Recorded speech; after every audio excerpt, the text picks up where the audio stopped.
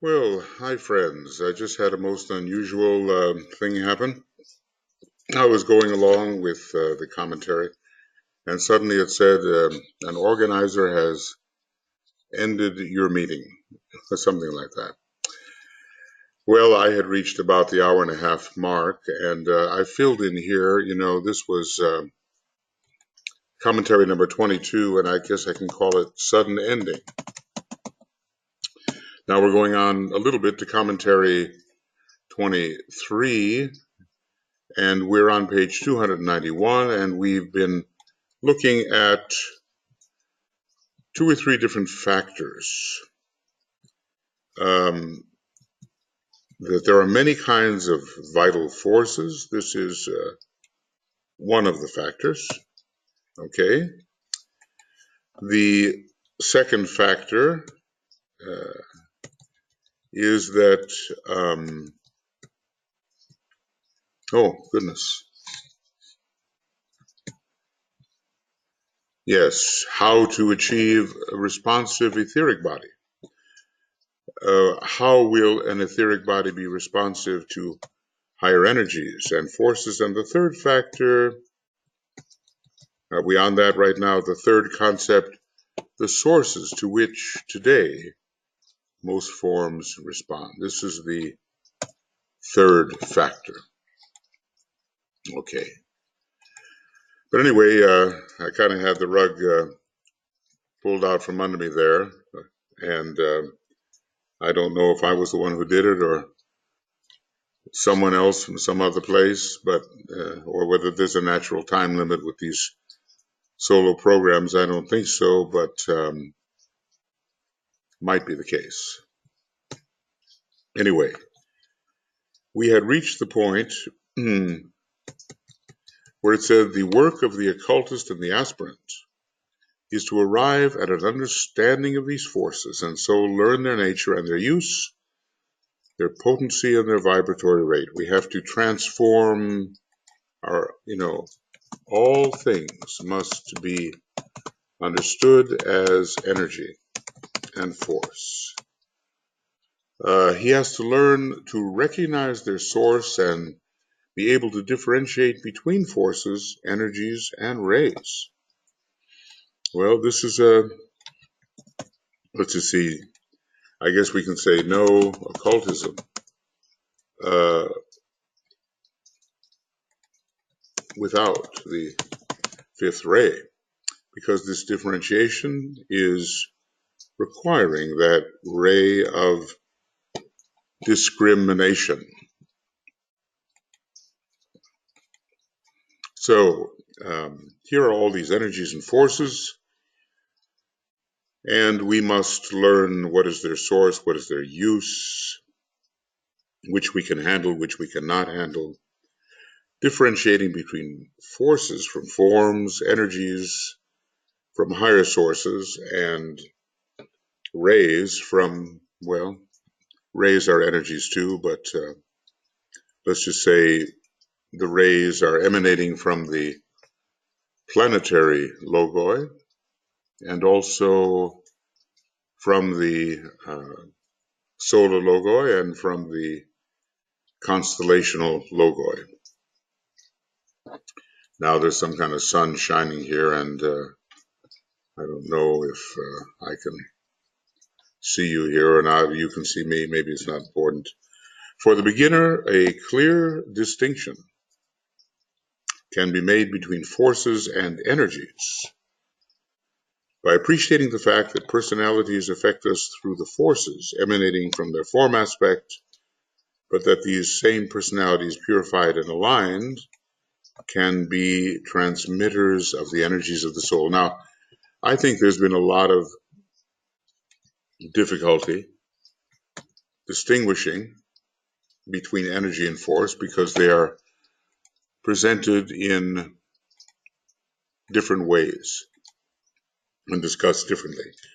But let's just think of ourselves for the moment as the beginner, and at least we can see that forces are coming from the form aspect of other personalities and our own, But if we purify and align our personality,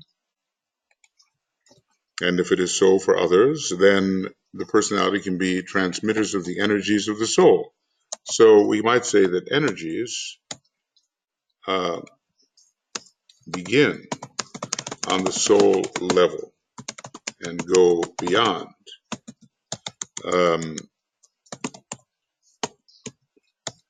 Forces seem to emanate from forms and from lower forms and from the personality levels. But DK also speaks of the Shambhala force. So basically, when there is a great energy and it is sent forth in a directed manner, goodness. Right, well, anyway, resuming, so DK does speak of the Shambhala force. And if an energy is specifically directed into a lower level of existence, perhaps it is called a force. So we have to look up how this term is used and see with what higher sources it may be associated. Broadly speaking, the work of the human kingdom is to transmit energy to the lower kingdoms of nature. And I'd say, via forces, perhaps, whilst the work of the hierarchy in its relation to the human kingdom is to transmit energies from the spiritual realm from other planetary centers and the solar system. So, when solar system? So I'm going to ask this of myself and others: when an energy is specifically transmitted into a lower form, does it become a force? Well, there are certain ambiguities in these words, and I think there's no way that we can know for certain in every context how they will be used. These energies, when stepped down, okay, well, there it is. These energies, when stepped down for transmission, differentiate into forces. So let's just say that energies are more unitive, and the stepping down process converts them to forces. So there are perhaps more forces than energies, we might say. Okay, so that's what I suspected, but as you know, cryptomnesia, you've read it before and you know it's coming, or something in you knows it's coming. These energies, when stepped down for transmission, there's that word, I'm going to, somehow this is an important sentence. And there it is. And here I make this: when stepped down, as the way of converting energies into forces. Students, well, DK knows that what he's giving is complex, of course. Students must not get confused by the complexity of the subject. They must learn certain large generalizations and remember that as the omniscience of the soul is tapped, the more detailed knowledge will gradually fall into place. Now, that's quite a word for the soul. Let's just say the universal soul is, well,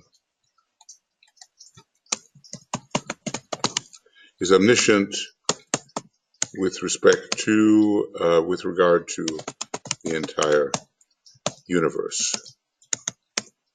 What about the soul of man? Does it gradually tap into this,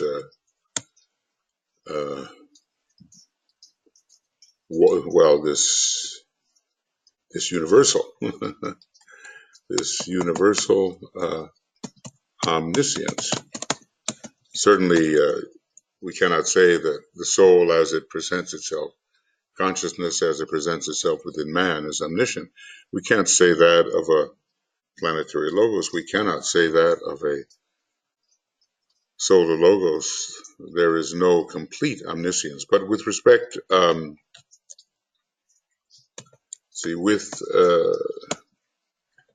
get rid of that.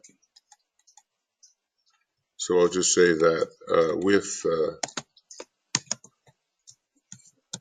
RSP with respect to, I have to make this, sorry, with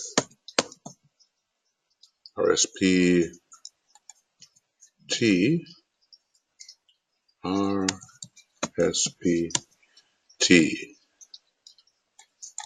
with respect to. We can say RSPT with respect to that which can be known in a planetary sense. The soul of man may be relatively omniscient.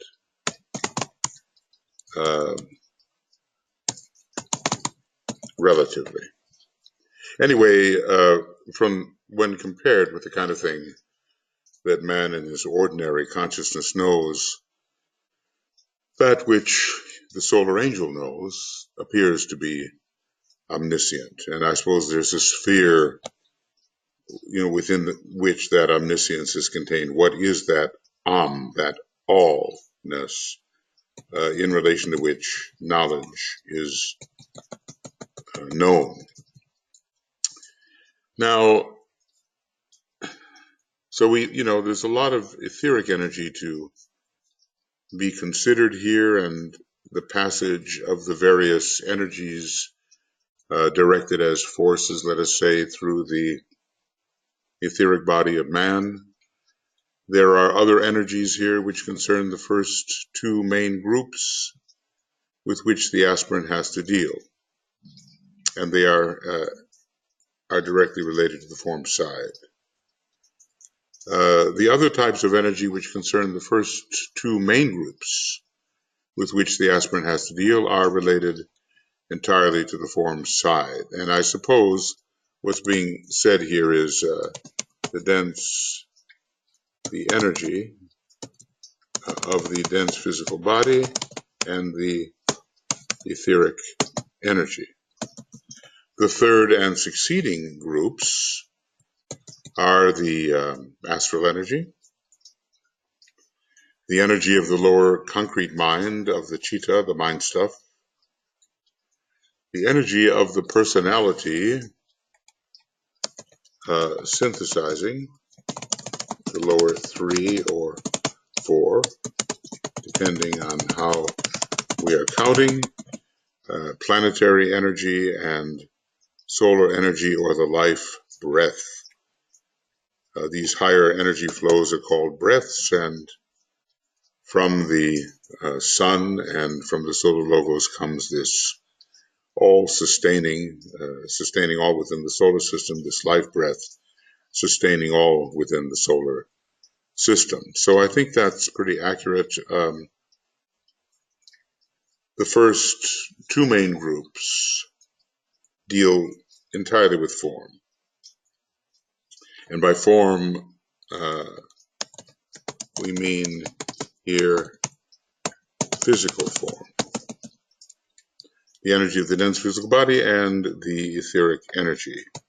Then, in natural and predictable sequence, comes the astral energy, the energy of the lower concrete mind of the cheetah, the mind stuff, then the energy of that fourth elemental, synthesizing the other three elementals, and then a larger type of energy, which is planetary, having to do, we might say, having to do with planetary globes, chains, and the scheme. Now, even our globe energy must be a tremendous thing to have to deal with, because it comes in various divisions. It's the physical body of a being, which is an emanation, a being that is an emanation, but it has its own monadic life, I think. And then the solar energy or life breath. Now, subdivisions can occur. These can be subdivided in the following ways. The astral energy, let's just say, with all these we must deal, we must learn to recognize them and receive and utilize. So the astral energy emanating from a man's own astral or sentient body, the human family as a whole, and we do have, mass exaltation, mass panic, we have mass unease, all kinds of things. The astral plane in the large sense, involving the entire solar system, and the heart of the sun, either, what is this? Either as the causal body of the solar logos, or a center, a kind of heart center, found on the cosmic astral plane, or perhaps on the second cosmic etheric plane.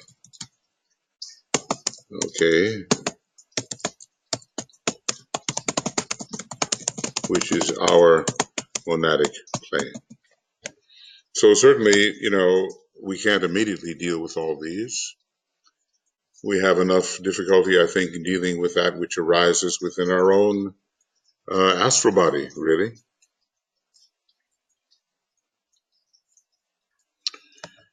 So, let's look at the differentiations among the mental energy. Its energy, the individual cheetah, or mind stuff. Now, probably I'd like to be able to bring that. Could I do it? Right.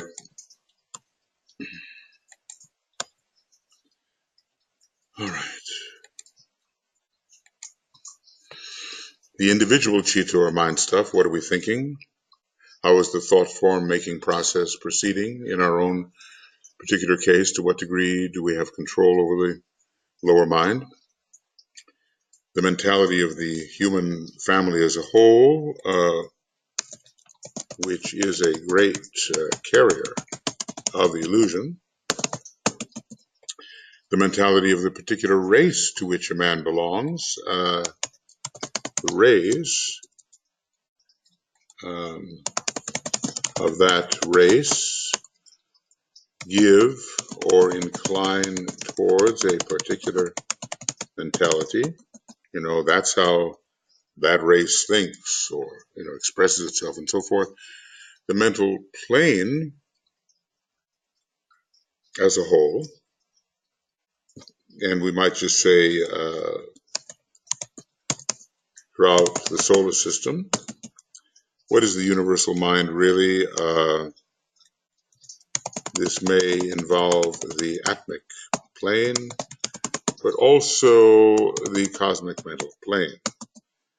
The universal mind, I think it was the Buddha at the sixth initiation who somehow tapped into that universal mind. We do see that response is needed here to different levels of these types of energy, and that the average individual cannot respond to all of them immediately. There has to be great growth if there's going to be the proper response. Now, what other kinds of energy are here? Personality energy emanating from the coordinated form of man. Gosh, I just feel that this should all be, maybe I'm editing something that doesn't really need editing. But the coordinated form of man, we must say, one's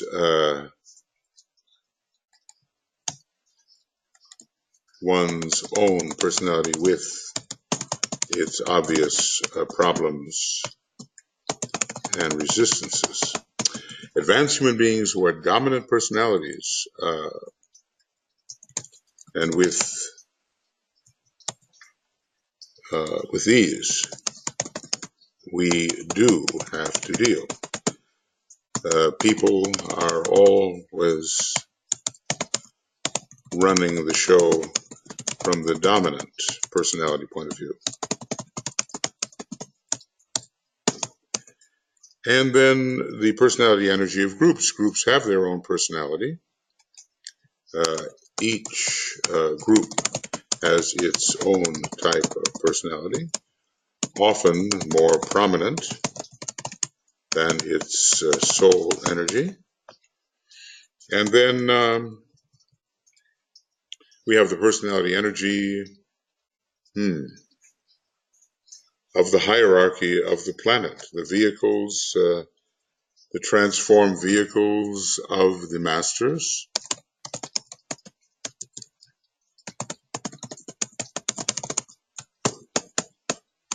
And then the integrating groups of mystics, we might say, of the new group of world servers kind.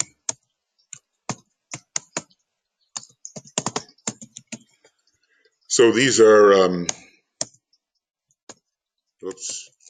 here we are dealing with integrated, coordinated energies, combining mentality, astrality, ethericism, if I can call it that, and physicalism. Astrality, let's make that ethericism. Is there such a word? Certainly not, but physicalism, certainly not, but I'm going to make it anyway. Well, it appears that we're being allowed to use that word. Okay, now, planetary energy. From the 7 planets, this is the basis, but also from our own planet,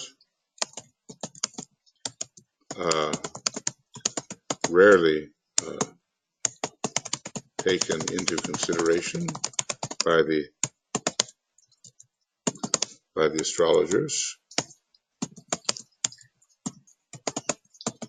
And from the moon, not really an energy, but a residual force, which is, well, it's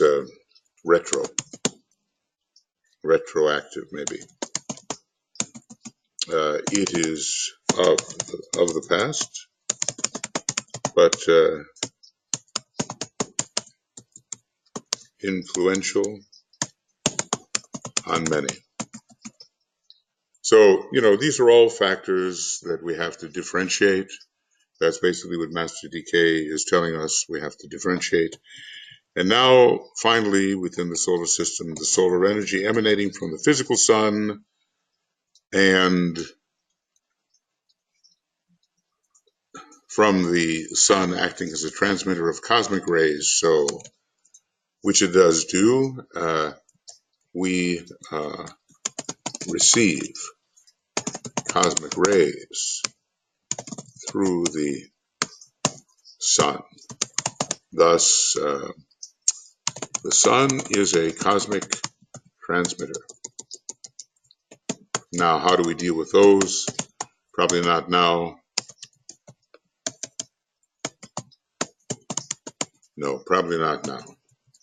Now, I've done the italics up to this point, and it seems maybe, since I was intending to do a kind of a 2-hour program, but was cut right at the hour and a half point, strangely.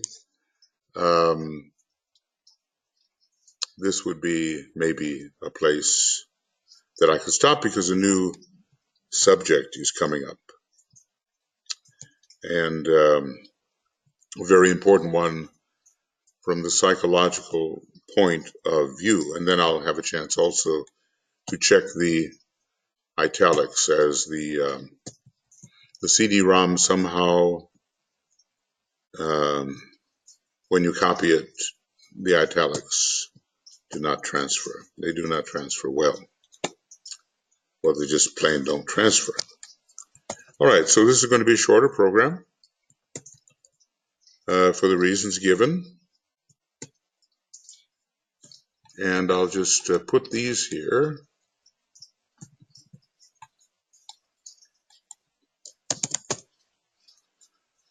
Right, so this is the end of number 23.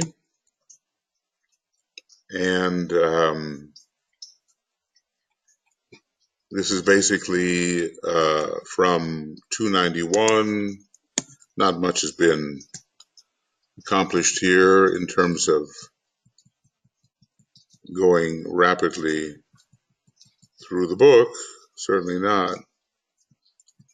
And maybe 291 to 292, really. That's all. 291 to 292, and this is, we'll just call this a shortened program, about 1/2 hour. Just finishing up the section that I was hoping to finish, and now we're going to go into number 24. It'll be 10.8. It'll be the 8th program on the 10th rule, and we'll just move from 293.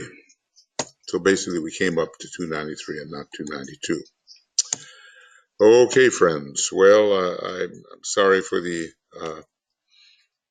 occasional disjointedness. I do get interrupted when I'm doing these programs, and it's, I suppose, to be expected because a lot goes on here, which, also has to be taken care of. We do have these different factors in our nature. We did differentiate between energy and force, largely soul and personality.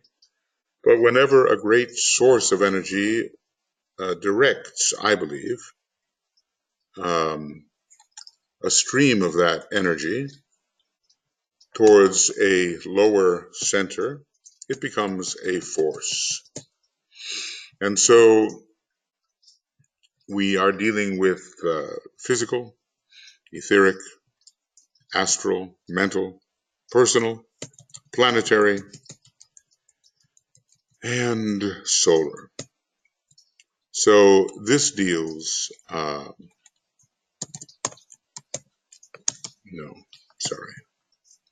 right here. No, I see what the trouble is. I see what the trouble is. Yeah. Right.